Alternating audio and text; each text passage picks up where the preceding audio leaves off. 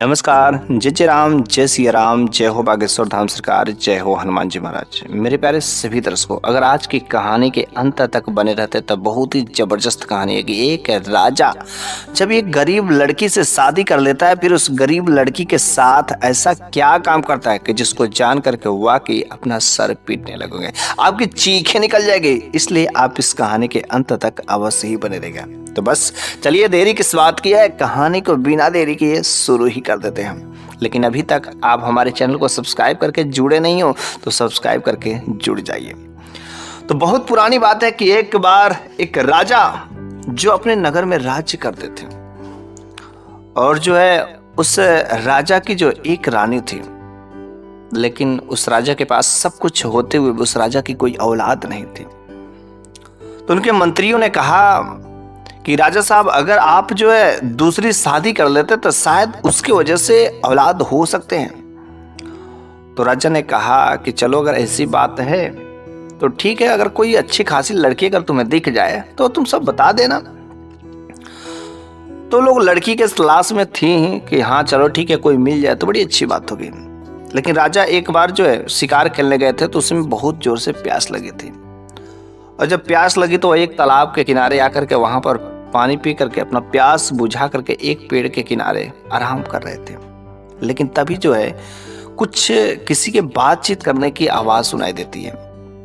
तो राजा साहब का जब ध्यान उस आवाज की तरफ जाता है तो देखते हैं कि तालाब के किनारे कुछ दूरी पर तीन सहेलियां जो है एक पेड़ के नीचे बैठ करके आपस में बातचीत कर रही थी। काफी ढेर सारे बातचीत कर रही थी, लेकिन बातचीत करते करते जो है तीनों सहेलियां आपस में पूछ पड़ती है कि यार तू किस तरीके से कैसे लड़के से शादी करनी चाहती है। तो एक सहेली ने कहा कि देखो, जो मेरे को राजा साहब का एक जो है मंत्री है ना, बड़ा मंत्री है, अगर उस मंत्री से अगर मेरे को शादी करने का मौका मिल जाए ना तो बस मैं वैसे ही बिना पूछे मैं शादी कर लूंगी, बिना रोक टोक का। फिर दूसरी ने कहा, अरे मेरे को तो छोटा वाला जो मंत्री है ना, मेरे को बड़ा अच्छा लगता है, अगर मेरे से शादी करने का मौका मिल जाए तो चाहे जैसे भी हो मैं तुरंत शादी कर लूँ। अब छोटी वाली क्यों कम रहे, जो एक सहेली बची, उसने कहा यार मेरे को तो अगर मौका मिल जाए ना कभी, तो हम जो राजा साहब है उनसे ही क्यों ना विवाह कर लें। और ये राजा साहब इस बात को सुन लेते हैं। फिर जो वो अपने राज दरबार में जाते हैं और मंत्रियों से कहवा करके उन तीनों लड़कियों को राज दरबार में पेश करवाते हैं और कहते हैं कि देखो, जो सब भी तुम सब बातें जो है कल तालाब के किनारे पेड़ के नीचे बैठ करके कर रहे थे, सच्चे सच्चे सारे के सारे बातें बताओ इसी दरबार में, वरना तुम लोगों की फांसी की सजा दे दी जाएगी। अब बेचारी जान है तब तो कुछ होगा। तीनों बेचारी डरते डरते जो कुछ भी बातें थी बता देती हैं। राजा ने कहा, मुझे तुम लोगों से कोई आपत्ति नहीं है, बल्कि जो तुम सब सोचते हो आज जो ऐसा ही होगा। तुम जिन मंत्रियों से शादी करना चाहते हो उस मंत्री से शादी कर इसी जो है राज दरबार में रहोगे, और जो एक सहेली जो तुम्हारी है वह जो है मुझसे विवाह करने के लिए कही थी, तो उसका विवाह मुझसे होगा। और इस तरीके से तीनों सहेलियों की शादी उस राज दरबार में बाकी दोनों मंत्रियों से और उधर जो एक राजा साहब से। लेकिन जब ये शादी हो जाती है तो जिस सहेली की शादी जो उस राजा साहब से अर्थात रानी जो बन के रहती, बाकी जो दोनों सहेलियां थी, अब उन दोनों को बड़ा जलन होता था कि यार वो रानी बन गई, ये हो गया वो हो गया, बड़ा ही जलन हो गया। तो सामने तो दिखावा में बहुत ही प्यार लुटाते थे सब, लेकिन जैसे ही आंख के सामने से हटते थे बस उस बेचारी रानी के खिलाफ में जो अलग अलग प्रकार की योजनाएं बनाना शुरू कर देते ताकि किसी तरीके से राजा उस पर दुखी हो जाए। और कुछ समय बाद जो है वह गर्भवती हो जाती है। लेकिन जैसे ही वह गर्भवती होती है रानी, तो इन दोनों सहेलियों को तो बड़ा ही गुस्सा आता है। लेकिन राजा साहब बड़ा ही खुश होते हैं, अपने राज्य में मिठाइयां बंटवाते हैं कि चल अब मेरे कोई औलाद होगी, मेरा कोई वंश आएगा, बड़े खुश होते। लेकिन इधर इन दोनों सहेलियों को तो बड़ा जलन हुआ कि अब तो राजा साहब की नजर में उसकी बड़ी इज्जत हो जाएगी। लेकिन हुआ क्या, जब जो है जैसे जैसे उसका दिन नजदीक आता गया, ये जो दोनों सहेलियां थी ना उसका खूब रेख देख करती थी, खूब रेख देख करती थी, ताकि किसी दूसरे को इतना रेख देख करती थी कि किसी दूसरे को हाथ तक नहीं बटाने देती थी। राजा साहब को भी और उस रानी को भी बड़ा ही भरोसा था कि चलो ये दोनों मेरी सहेलियां आज इस समय इतना मेरा साथ दे रहे। लेकिन उनके मन में क्या चल रहा है नहीं पता था। और एक समय आखिरकार आ ही गया कि जब जो है उस रानी का डिलीवरी होती है, और जब डिलीवरी होती है तो एक खूबसूरत बच्चे का जन्म होता है। शाम का समय था, पूरा जो है राज्य में सन्नाटा छाया हुआ था। लेकिन उन दोनों सहेलियों ने इतना गजब का चाल चला कि उस बच्चे को एक बास्केट में कर करके ले जा करके नदी में बहा देती है। फिर जो वहां पर एक कुत्ते का बच्चा रख देती है और कुछ ही समय में शोर शराबा कर देती है, करे रानी ने तो कुत्ते का बच्चे का जन्म दिया, रानी ने तो कुत्ते का बच्चे का जन्म दिया। राजा साहब यह चीजें देख करके बड़ा ही हैरान होते हैं, करी एक जो है इंसान कैसे कुत्ते का बच्चे का जन्म दे सकता है। उसने कहा कि चलो आज के बाद तुमको मेरे इस राज दरबार में रहने का कोई जगह नहीं, कोई जरूरत नहीं है। लेकिन जो मंत्री सब थे कहते कि महाराज आप कितनी बड़ी गलती कर रहे हैं, आप भला रानी के ऊपर इतना अत्याचार कैसे कर सकते हैं। अरे उन्हें क्या पता है कि अंदर क्या चीजें पल रहा है, क्या चीजें नहीं पल रहा है। आप अगली बार प्रयास करिएगा, शायद आपके अगर नसीब में कोई बच्चा होगा तो अवश्य मिलेगा। और राजा साहब अगली बार भी प्रयास करते हैं और दूसरी बार भी ठीक ऐसा ही उन दोनों सहेलियों ने काम किया और इस बार बिल्ली का बच्चा रख दिया। बिल्ली का बच्चा रख करके और उससे जो है एक सुंदर सा जो पुत्र पैदा हुआ था उसे भी नहर में बहा देता। लेकिन जब नहर में बहा दिया जाता है तो उधर जो बहते बहते बहते जाता है तो एक खेत का माली रहता है जिसके पास काफी ढेर सारे खेत जमीन जायदाद रहते हैं, लेकिन उसका कोई वारिस नहीं रहता और वह जो दोनों के दोनों बच्चों को एक एक करके पा जाता है और वो अपने घर पर ले जाकर के अपने पत्नी को देता है। कहता है कि देखो जी हमारी तो कोई औलाद नहीं है और देख भगवान ने हमारी विनती सुन ली और आज हम लोगों के पास देखो दो दो औलादे आ गई। पता नहीं कौन इतना जो निर्दयी है कि जो अपने औलादों को इस तरीके से बहा देता है। मेरे को समझ नहीं आता कि है क्या, लेकिन दोनों के दोनों ऐसा लगता है कि किसी राजकुमार जैसे लग रहे हैं और ये तो किसी राजकुमार से कम नहीं है। फिर जो कुछ समय बाद जो है राजा तीसरी बार कोशिश करते हैं और कहते हैं कि अगर इस बार कुछ ऐसा वैसा हुआ तो तुम्हें जो इस राज्य से बाहर जो है निकाल दिया जाएगा। और तीसरी बार जब जो है वह रानी गर्भवती होती है तो तीसरी बार एक खूबसूरत लड़की को जन्म देती है और तीसरी बार भी उन दोनों सहेलियों ने यही काम किया कि उस लड़की को ले जाकर के नदी में बहा दिया। उधर जो फिर से कुत्ते का बच्चा रख देती है। राजा साहब बड़े ही गुस्सा होते हैं और गुस्से में उस रानी के दोनों हाथों और पैरों में जो हथकड़ियां डलवा करके जेलखाने में बंद करवा देते हैं। अरे मैंने तुमसे कितना समझदार करके जानबूझ करके हमने तुमसे शादी किया, लेकिन तुम मेरे पीठ पीछे पता नहीं क्या क्या, कभी कुत्ते का बच्चा तो कभी जो बिल्ली का बच्चा, कैसे हो सकता है? हाँ तुम इंसान हो या कोई जानवर हो? और इस तरीके से जो है बेचारी वो करे तो करे क्या, उनके तो समझ में नहीं आ रहा था हो क्या रहा है कुछ भी। और इस तरीके से उसे जो जेल में राजा साहब डलवा देते हैं।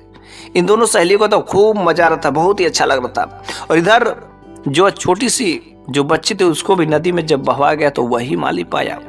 अब उस माली के घर में 2 लड़के और 1 लड़की। वह माली बहुत ही रेख देख करता था। बच्चे धीरे धीरे बड़े हुए, लेकिन वह बच्चे जैसे जैसे बड़े होते थे बिल्कुल एक राजकुमार जैसे प्रतीत होते थे। और वह जो बच्ची पैदा हुई थी वह जब बड़ी होती तो बिल्कुल एक राजकुमारी जैसे। क्या गजब की खूबसूरती थी, कोई भी देखता तो वास्तव में देखते ही दंग रह जाता था। उसके पास एक खूबसूरत जो है बगीचा था, उस बगीचे में ढेर सारे आम के फल भी लगे हुए थे। सब चीज अच्छा लगता। अक्सर जो वे दोनों भाई और बहन जो है तीनों लोग अक्सर उस बगीचे में जाकर के खेला करते थे, समय व्यतीत किया करते थे। और कभी कभी वे दोनों भाई जो है जंगल की तरफ भी जाया करते थे शिकार करने के लिए, अपना मन बहलाने के लिए जाया करते थे। और एक दिन जो वे दोनों सहेलियां जो मंत्री की पत्नी थी, वे दोनों सहेलियां जो है कहीं पर जो है घूमने जा रही थी, तब तक ये दोनों भाई उधर से जो है शिकार खेल करके आ रहे थे। इन दोनों बहनों का, दोनों सहेलियों का जो नजर जो है उन दोनों लड़कों पर पड़ती, तुरंत इनको जो है पता चल जाता है, अरे ये तो वही बच्चे ऐसे लग रहे हैं कि जिन बच्चों को हम लोगों ने नदी में बहवाया था, क्योंकि इनके शरीर पर जो हम लोगों ने दाग देखा था ठीक वैसे ही दाग है। और देखो ये बच्चे आखिर इसी नगर में है तो एक ना एक दिन तो लग रहा है हम लोगों का पोल खुल ही जाएगा। किसी ना किसी तरीके से इन लोगों को तो खत्म करना ही पड़ेगा। और जो तब से जो है अक्सर वे दोनों सहेलियां अब जो मंत्री की पत्नी थे उन लड़कों का और उन लड़कियों का पीछा करने लगे कि ये तीनों लोग अभी जो इस माली के घर में और इसी नगर में और किसी ना किसी दिन इन लोगों का जो पोल खुल जाएगा। तो उसने एक जो है प्लान बनाया और प्लान बना करके जो है एक दाई को पकड़ती है और एक दाई के माध्यम से जो है उसकी बहन को जो है फुसलाती है। उसकी बहन जो है उस समय वह बगीचे में खूब मस्त जो हवाएं खा रही थी और वह दाई उस लड़की के पास में जाती है और कहती है कि देखो बेटी, ये तुम्हारी बाग कितनी अच्छी है ना। उसने कहा हाँ, इस बाग में देखो कितने सारे फल भी लगे हुए, सब कुछ है। तो उस लड़की ने से उस दाई ने कहा कि देखो इसमें सब कुछ है ठीक है, लेकिन एक चीज की कमी है, अगर वह चीज आ जाए तो तुम्हारी बाग में और जो हरियाली आ जाएगी, लोग देखने के लिए तरस जाएंगे। उसने कहा ऐसी कौन सी चीज है। तो उस दाई ने कहा कि दूर जो एक काली पहाड़ी है और उस काली पहाड़ी के ऊपरी हिस्से पर जो एक सोने की चिड़िया है, और वह चिड़िया अगर इस बाग में आ जाए तो वाकई गजब का चीज हो जाएगा। तो उसने कहा वाकई। उसने कहा हाँ, इस बाग में और भी अधिक हरियाली भरियाली भर जाएगी और यहाँ पर लोग देखने के लिए लाइन लगा लेंगे, इतना अच्छा, और तुम्हारा बाग जो सबसे सर्वश्रेष्ठ हो जाएगा। फिर क्योंकि उस बच्ची को और उन दोनों भाइयों को अपने बाग से बहुत ही प्यार था, अलग अलग तरीके से फूल लगाते थे, हर तरीके से डेकोरेशन करते थे, और उस बच्ची ने, उस लड़की ने भी यही काम किया कि अब तो मेरे को फूलों का जो मेरा बाग है उसकी हरियाली और बढ़ जाए। और वह शाम के समय में जब उसके भाई लौट करके आते तो वह मुंह फुला करके बैठ गई रहती है। भाइयों ने पूछा अरे बहन क्या हुआ है। तो बहन ने कहा कि नहीं, हमें आप लोगों से बात नहीं करनी है। भाई सब अपने बहन को मनाते, अरे तुम्हें क्या चाहिए बोलो तो। और जैसे बोलते तुरंत कहती हाँ मुझे जो चाहिए आप ला करके देंगे। भाइयों ने कहा अवश्य हम ला करके देंगे। उसने कहा कि दूर जो एक काली पहाड़ी और उस काली पहाड़ी के ऊंचले हिस्से पर जो एक सोने की चिड़िया है, अगर आप उस चिड़िया को ला करके हमें देंगे तब जाकर के मैं खुश रहूंगी, वचन लीजिए, वादा करिए। फिर उन भाइयों ने कहा बहन घबराने की बात नहीं है, अगली सुबह हम जो है उसके लिए निकल पड़ेंगे। फिर जो है अगला सुबह होता है, जो बड़ा भाई रहता है और बड़ा भाई जो अपनी बहन से विदा लेकर के खाने पीने का सामान व्यवस्था कर करके वह निकल पड़ता है। लेकिन उसके पास में एक ऐसी तलवार थी, कहता है कि देखो बहन ये तलवार तुम रख लो, जब ये तलवार जो है समझना पीला पड़ रही है तो मैं संकट में हूँ, और जब इस पर खून के धब्बे आ जाएंगे तब समझ लेना मैं इस दुनिया में नहीं हूँ। और बस वह तलवार की निशानी दे करके वह जो है रवाना हो जाता है अपने मंजिल की तरफ। वह दूर 20 दिनों तक लगातार रास्ता चलते चलते चलते जो है एक कुटिया पड़ती है और उस कुटिया पर आराम करने के लिए सोचता है। लेकिन जब उस कुटिया के अंदर जाता है तो एक साधु बाबा बैठे हुए थे, जिनके बाल काफी लंबे लंबे, दाढ़ी भी खूब बड़ी बड़ी। तो उन साधु बाबा के पास में जाकर के वह कहता है कि बाबा जी अगर आपका इजाजत हो तो हम जो कुछ समय के लिए विश्राम कर सकते हैं। उसने कहा हाँ बेटा, अगर तुम चाहते हो तो विश्राम कर सकते हो। फिर जो बाल इतने बड़े हो गए थे तो उनका चेहरा नहीं दिखाई दे रहा था। इसके पास कुछ जो हथियार थे वह तुरंत अपना बैग में से जो है कैंची निकालता है और कैंची निकाल करके उस बाबा जी के ऊपर वाले बालों को काट देता है। बाबा जी बड़े प्रसन्न होते हैं कि बेटा तुम यहाँ पर आए और मेरी इतनी खातिरदारी की है, इतना मेरा मान जान की है, इतना तुमने मेरा ख्याल रखा। बोलो बेटा तुम यहाँ पर क्या करने के लिए आए हो, किस प्रयोजन के लिए आए हो। उसने कहा बाबा जी मेरे को काली पहाड़ी के ऊपर जो जाना है और वहाँ पर जो एक चिड़िया है उस चिड़िया को लाना है। उसने कहा हाँ बेटा ये बात सही है, लेकिन वहाँ पर जो जाना बहुत मुश्किल है। उसने कहा बाबा जी चाहे मैं मर क्यों ना जाऊँ, वैसे मर कर के जाना है, उससे अच्छा मैं क्यों ना उस वहाँ पर जाऊँ और वहीं पर मैं मर जाऊँगा, लेकिन कोशिश तो जरूर करूँगा। फिर जो है बाबा जी ने कहा तब ठीक है तैयार हो जाओ।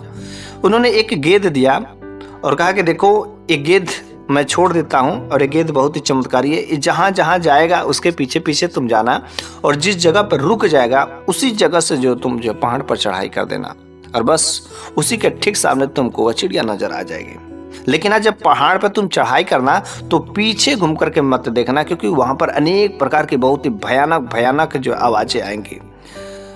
अगर तुम उन आवाजों को सहते हुए अगर आगे तुम निकल जाओगे तो ठीक है, वरना जैसे ही पीछे घूमोगे तुरंत तुम पत्थर के हो जाओगे। फिर जो है वह बाबा जी गेंद छोड़ देते हैं और उस गेंद के पीछे पीछे जाता है और पहाड़ी के किनारे जाकर के गेंद रुकती है और वो उसके पीछे पीछे पहाड़ी पर जाना शुरू कर देता है। अभी तो कुछ दूर ही गया रहता तब तक बहुत ही अचानक भयानक दर्द वाली बहुत ही खूंखार डरावनी जो आवाज आने शुरू कर देते हैं और इतना आवाज जो डरावनी शुरू हो जाते हैं तब तक जो अचानक वह पीछे घूम करके देख लेता है और जैसे देखता है देखते ही देखते तुरंत वह पत्थर का बन जाता है। और काफ़ी दिन के बाद इधर जो है वह भाई कहते करे बहन लाओ तलवार तो दिखाओ, अरे मेरा भाई ठीक ठाक है कि नहीं, आखिर क्या हो गया उसको। और जब वह बहन हर दिन तो देखती थी, लेकिन जब अगली सुबह ला करके उस तलवार को देखती तो वह तलवार जो है पत्थर का बन गया था। बड़े ही हैरान होते कि आखिर ये तलवार पत्थर का कैसे हो गया, क्या चीज़ हो गया, मेरे भाई का कहीं ना कहीं संकट में है, जल्दी से मेरे को चलना चाहिए। अब वह दूसरा भाई अपने बहन को कहता है कि देखो बहन अब तुम घर पर रहो और मेरे को अपने भाई के जो है रक्षा करने के लिए जाना ही पड़ेगा। उसने कहा भैया आखिर तुम्हारे बारे में कैसे मेरे को पता चलेगा कि तुम कैसे किस स्थिति में हो। बस वह भाई अपने गले में जो मोतियों की माला रखा था, कहता कि बहन अगर ये मोतियों की माला अगर आपस में जुट जाती हैं तो समझ लेना कि हम इस दुनिया में नहीं हैं। फिर जो यही हुआ। अब वह जो गए और ठीक उसी साधु बाबा के पास में खातिरदारी किया, सेवा पाने किया और वह रास्ता पूछा। साधु बाबा ने कहा कि देखो तुम्हारे ही शक्ल का एक इंसान जो कुछ दिन पहले यहाँ पर आया था। उस लड़के ने कहा बाबा जी वह मेरा भाई थे और पता नहीं क्यों अभी तक वह लौटे नहीं। उस बाबा जी ने कहा मैंने तो बताया था लेकिन शायद वह पत्थर का बन गया है। उसने कहा क्या बात कर रहे हैं। उसने कहा हाँ लेकिन तुम भी अगर जाना चाहते तो जाओ। इतना सब संकटों को जानने के बाद भी वह कहता है कि बाबा जी मेरी बहन से प्यारा कोई चीज़ है नहीं और मैं अपनी बहन के लिए अपनी जान भी मैं दांव पे लगा दूंगा। बाबा जी उस बाल को आप छोड़िए। और उस बाल को छोड़ते हैं और उसके पीछे पीछे वह जाता है और फिर वह पहाड़ पर चढ़ना शुरू कर देता है। कुछ दूर बस गया रहता तब तक फिर से वही भयानक डरावनी आवाज़ें आना शुरू कर देते। इतना भयानक इतना डरावनी आवाज़ें आती है और यह भी बंदा घूम करके पीछे देख ही लेता है। फिर यह भी पत्थर का हो जाता है और जैसे ही पत्थर का होता है तुरंत उसकी बहन का पास में जो मोतियों की माला थी उसे महसूस हो जाता है कि मेरे भाई भी संकट में पड़ गया है। आखिर क्या हो गया ये सब, आखिर कैसे, कितना विशाल जो संकट है। फिर जो है उस बहन ने फैसला किया कि चाहे जैसे भी हमें अपने भाइयों को मुक्ति दिलानी ही पड़ेगी। अब वह एक लड़के वाली लिबास पहन करके घोड़े पर सवार होकर के निकल पड़ती है और जब वह निकल पड़ती है ठीक वह भी काफी लंबा सफर चलने के बाद जो वह उस बाबा के कुटिया पर पहुंचती है और बाबा के कुटिया पर पहुंच करके उनका जो सेवा पानी करती। बाबा जी ने कहा देखो बेटी मैं तुम्हें पहचान गया हूँ, तुम भले ही मर्द वाले कपड़े में हो लेकिन मुझे पता है कि तुम एक बेटी हो। लेकिन बेटी तुम यहाँ पर क्या करने के लिए आई हो।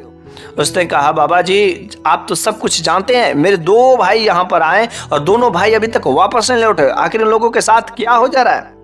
बाबा जी ने कहा वे दोनों के दोनों लोग लग रहा है पत्थर बन गए हैं, इसलिए बेटी अभी भी तुम्हें मौका है और तुम जो है यहाँ से वापस चले जाओ, तुम उनको मुक्त कराने की कोशिश मत करो। उस बेटी ने कहा अरे बाबा जी जब मेरे भाई ही नहीं रहेंगे तो हम यहाँ पर रह करके क्या करेंगे, मेरा यहाँ पर धरती पर कौन है, मुझे अपने भाइयों से मुक्ति कराना ही पड़ेगा। फिर वह बाबा जी बाल छोड़ते हैं और जब बाल छोड़ते तो वह लड़की अपने दोनों के दोनों कानों में रुई लगा लेती, इतना जोर से लगा लेती है ताकि बाहर का आवाज 1% भी सुनाई ना दे। बाबा जी देख करके बड़ी हैरान होते कि हाँ शायद तुम जो है अपने मंजिल तक जा सकती हो। फिर जो है वह जो है लड़की जाती है और उस पहाड़ी पर जो चढ़ना शुरू कर देती है। चढ़ते चढ़ते चढ़ते जो है आखिरी ऊंचाई पर चढ़ जाती है लेकिन उन्हें भाई नहीं मिलते हैं। लेकिन जैसे ही वहां पर उस चढ़ती तो उसे सोने की चिड़िया भी दिखाई देती है और उस सोने की चिड़िया के पास में जाती है और जैसे उस सोने की चिड़िया के पास में जाती है तो वह कहती है कि अरे मेरे दो भाई आए थे और ये भाई कहाँ है। वह सोने की चिड़िया बहुत ही जादुई चिड़िया थी, सब कुछ सत्य बताने वाली थी। वह कहती कि देखो यहाँ पर जितने सारे चीज़ें हुई है वहाँ पर एक पेड़ है और उस पेड़ की अगर डाल को तोड़ देती हो तो सारे के सारे चीज़ें बदल जाएंगे, तुम्हारे दोनों के दोनों भाई भी तुम्हें मिल जाएंगे। फिर जो है उस पेड़ की डाल को तोड़ देती है और जैसे ही तोड़ती तुरंत सारा का सारा दृश्य जो रंगीनमय हो जाता है, बिल्कुल हरियाली से छा गई रहती है।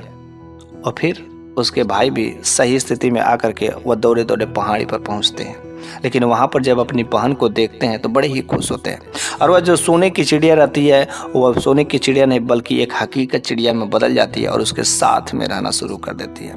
अब तो वह चिड़िया को ले करके अपने उस बाग में आती है और वह बाग में उस चिड़िया को रख दी रहती है। वह चिड़िया बाग में रहती, बहुत ही सुनहरी चिड़िया थी, पालतू चिड़िया थी, हर तरीके से ठीक ठाक चल ही रहा था। लेकिन इधर जो है राजा साहब एक बार उसी बाग से गुजरते हुए अपने घोड़े पर सवार होकर के जा रहे थे।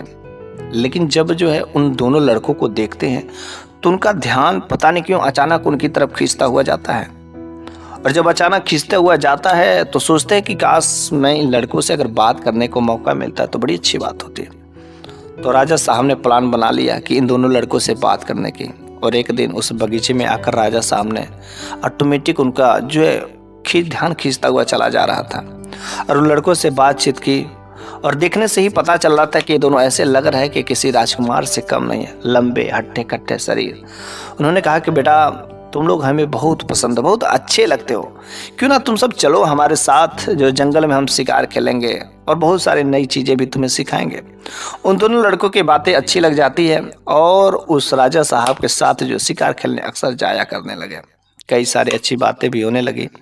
तो राजा साहब ने कहा देखो बेटा, हम लोगों का बहुत अक्सर जो मिलन जुलन हुआ, और एक दिन क्यों ना तुम यहाँ हमारे घर पर जो भोजन करने आओ। तो उसने कहा भोजन करने की बात अगर आप मुझे दावत दे रहे हैं तो मुझे आपका दावत मंजूर है, लेकिन इसके लिए मुझे अपने बहन से पूछना पड़ेगा। उसने कहा, राजा साहब ने कहा ठीक है, जब तुम हम लोग अपने बहन से पूछ लेना तो दावत पे चल आना। अब दोनों भाई घर पर आते हैं और खा के सो जाते हैं। एक दिन हो गया, 2 दिन हो गया, 3 दिन हो गया, वे सब अपनी बहन से पूछना ही भूल जाते हैं। राजा साहब बार बार पूछते, अरे क्या तुमने अपने बहन से पूछा, क्या तुमने अपने बहन से पूछा? उसने कहा बार बार भूल जाते हैं। तो राजा साहब उसने दिन जो है दोनों लोगों को एक एक गेंद दिया, कहा इसको कमर में बांध लो और जब सोते वक्त जो है, जब सोने जाओगे तो तुमको तुरंत चुभेगी, और जैसे चुभेगी तुरंत तुम्हें पता चल जाएगा कि हाँ मैं क्यों चुभे, गेंद की बात याद आ करके। और ठीक यही हुआ, जैसे वे सब सोने गए तुरंत वह गेंद चुभ जाती है, तुरंत दोनों भाइयों की याद आ जाती है। और जो है वह अपनी बहन से कहते हैं कि देखो राजा साहब मुझे जो है दावत पे बुला रहे, क्या हम लोगों को जाना चाहिए? तो उसकी बहन ने कहा कि इसके लिए तो मुझे अपनी चिड़िया से पूछना पड़ेगा, क्योंकि वो चिड़िया जो बात करती है सत्य करती है।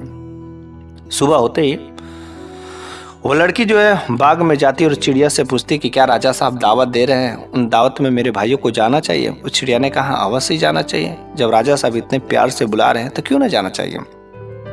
फिर दोनों भाइयों को अनुमति मिल जाती है और उस दिन वो राजा साहब के घर दावत पे जाते हैं। राजा साहब ने बहुत अच्छे से खातिरदारी की, बहुत ही मान सम्मान किया और उन दोनों लोगों को बिल्कुल अपने बेटे जैसे मानने लगे थे।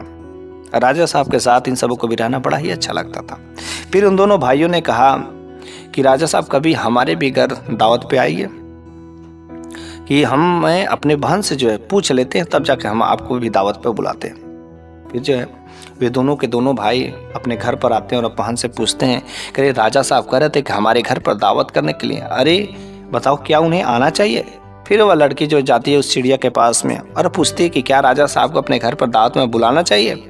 उसने कहा हाँ हाँ क्यों ना, अवश्य बुलाना चाहिए, लेकिन जब राजा साहब आएंगे तो तुम मोतियों की खीर बनाना। उसने कहा मोतियों की खीर? अरे मुझे मोती कहाँ से मिलेंगे? फिर इस चिड़िया ने बताया कि फला पेड़ के नीचे कुछ मोतियों का गट्ठर है, तुम जाओ वहां से खुदाई करके निकाल लो और फिर जो मोतियों का खीर निकाल लेना, मोतियों का खीर बना करके राजा साहब के सामने पेश कर देना। वो लड़की जाती है और वहां से मोतियों निकाल करके लाती है और शाम के समय राजा साहब को दावत पे बुलाई जाती है। और उस समय चिड़िया कहती है कि जब राजा साहब दावत करेंगे तो मुझे भी वहां पर जो मौजूद रहना होगा। उसने कहा ठीक है अवश्य। शाम का समय होता, वह चिड़िया भी और वह लड़की भी, दोनों भाई भी मौजूद रहते हैं और राजा साहब को दावत में खाना में जो है लगाया जाता है। सब कुछ ठीक रहता है, लेकिन भोजन में वह जो लड़की जो है उस राजा साहब को मोतियों की खीर देती है। लेकिन जैसे उस राजा साहब ने उस खीर को उठाया तो उन्होंने देखा करे ये तो मोतिया है। तो राजा साहब ने कहा अरे भला आज तक मैंने तो ऐसी खीर नहीं खाई थी, भला कोई मोतियों का खीर भी बनाता है क्या? तो चिड़िया बोलती हाँ क्यों नहीं, आप मोतियों की खीर नहीं खा सकते? उसने कहा नहीं, मोतियों का खीर तो कोई इंसान नहीं खा सकता है। अरे भला ये कैसे खाएंगे, ये तो खाने वाली चीज़ थोड़े है। उसने कहा अच्छा ये खाने वाली चीज़ नहीं है? उसने कहा नहीं ये खाने वाली चीज़ नहीं है। तो जब ये मोतियों को खीर पर आपको भरोसा नहीं हो रहा है, तब जो आपकी जो रानी थी उस रानी ने जो काम किया उस पर आपको भरोसा कैसे हो गया? उस रानी के यहाँ जो कुत्ते का बच्चा, बिल्ली का बच्चा, चूहिया जो कैसे पैदा हो सकते हैं? क्या कभी आपने सोचा नहीं कि इंसान का बच्चा इंसान ही जन्म लेता है, लेकिन इंसान के बच्चे से कैसे कोई जानवर का जन्म हो सकता है? इसके बारे में तो आपने कभी नहीं सोचा, विचार नहीं किया, और जैसा लोगों ने कहा, जैसा उन दोनों ने कहा वैसा ही आपने किया। और भला आज आपने देखिए उसके साथ में क्या काम किया। उसने कहा अरे इसके बारे में तुम्हें भी पता है, तुम सच सच बताओ आखिर राज की बात क्या है, हमारे साथ में क्या धोखा हुआ। उस चिड़िया ने कहा अरे महाराज आपके साथ में बहुत बड़ा धोखा हुआ। जो 3 सहेलियां थी, तीनों सहेलियों से आपने छोटी वाली से शादी कर ली, लेकिन जो बाकी 2 सहेलियां थी उसको बड़ा ही ईर्ष्या होने लगा। फिर जो उन दोनों सहेलियों ने 3 के 3 बच्चों को, जिसमें 2 लड़के थे और 1 लड़की, नदी में बहा देती थी और फिर उसके जगह कुत्ते बिल्ली का बच्चा बैठा देती थी और कह देती थी कि रानी ने ये दिया वो दिया। और इस समय तो आपको भरोसा नहीं हो रहा, उस समय भरोसा हो गया। अरे वो जो तीनों बच्चे थे उसको एक माली ने पाया था और माली पाल पोस करके बड़ा किया, लेकिन जब वे बड़े हो गए तो कुछ देर बाद जो माली और माली की पत्नी इस दुनिया से चले गए और वे तीनों के तीनों बच्चे अपने पैर पर खड़े हो गए। उनके पास खूबसूरत एक बगीचा भी था और जिस आप तीनों बच्चे की मैं बातें कर रहा हूँ, तीनों लोग कोई दूसरा नहीं है, ये जो आपके सामने है ना, यही दोनों, ये दोनों बच्चे आप ही के बेटे हैं और ये जो बेटी है आपकी बेटी, आपकी खून है। इसीलिए आपका दिल जो अक्सर इनकी तरफ खींचता हुआ चला आ रहा था, लेकिन शायद आपको पता ही नहीं था आपने कितनी बड़ी गलती की है। फिर जो राजा साहब दौड़े दौड़े भगे भगे भगे जो उस रानी के पास में जाते हैं जिनको जेल खाने में डलवा दिया था, और जेल खाने का दरवाजा खोल करके राजा साहब जाते उस फटियार स्थिति में जो रानी पड़ी रहती है उनके पैरों में गिर जाते हैं, कहते कि रानी मुझे माफ कर दो, मुझे तुम्हें समझने में बहुत देर कर दी, मैं तुम्हारा बहुत बड़ा जो पापी हूँ, मैं तुम्हारे साथ में बहुत गलत काम किया हूँ। और रानी तुरंत जो राजा साहब को उठाती, कहती कि महाराज अरे क्या हुआ है और आप ऐसा क्यों कर रहे हैं। उसने कहा मुझसे बहुत बड़ी गलती हो गई। अरे तुमने 3 बच्चों को जन्म दिया, लेकिन जो तुम्हारी दोनों सहेलियां थी ना, तुम्हारे साथ में ऐसा काम कर दिया और मैं जो है समझ नहीं सका। और देखो आज तुम्हारे सामने के तीनों बेटे हैं और जिसमें से एक बेटी भी है। ये तुम्हारे 2 बेटे और 1 बेटी है, तो दोनों को, दोनों सहेलियां को अब जो सजा मिल करके रह गए। फिर राजा साहब ने राज दरबार में एक भयानक जो है दरबार लगाती है और दरबार लगाने के बाद उन दोनों के दोनों सहेलियों को जो है फांसी की सजा जो है सुना दी जाती है। और इस तरीके से राजा साहब अपने उन दोनों बच्चों और 1 बच्ची के साथ में फिर से राजमहल में राज करना शुरू कर देते हैं और इस तरीके से राजा साहब का वंश भी चलने लगता है और रानी को सुख भी मिलना शुरू हो जाता है। बस मेरे प्यारे सभी दर्शकों, आज की तो यह कहानी यहीं पर समाप्त हो जाती है, लेकिन अगले वीडियो में मैं फिर से एक नई शानदार कुछ ऐसी ही जबरदस्त कहानियां लेकर के हाजिर होऊंगा। तब तक के लिए धन्यवाद।